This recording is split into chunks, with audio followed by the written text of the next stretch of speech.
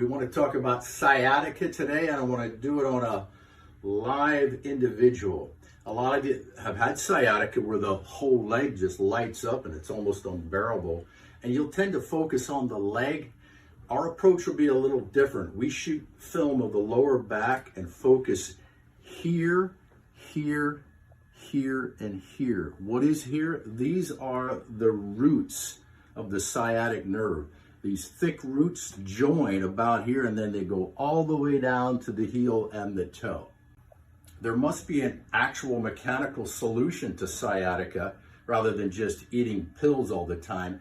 These vertebrae can become misaligned and they need to be set into proper alignment and motion. We use a tool called the impulse, and we'll get right on the vertebral area and deliver force like this to move what needs to be moved. These can get locked up and drive the sciatic roots nuts.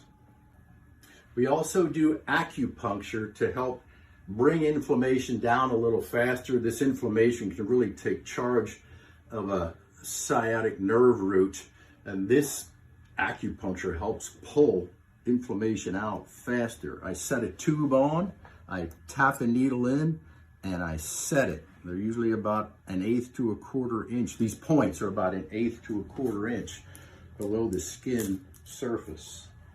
I'm just gonna set one more to show you our techniques. Find the point. Yeah, we go to school and learn all these points.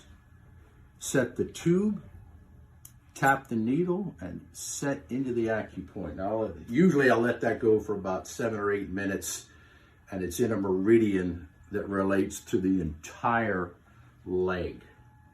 In many sciatic cases, we also use what's called the cold laser. I just want to show you what we do. It helps actually to produce more healing at the cellular level. We'll shine laser on the area. We can hook this up to a stand and at least let it sit on an area, but it actually works with the mitochondria to produce more energy in the cell and repair faster.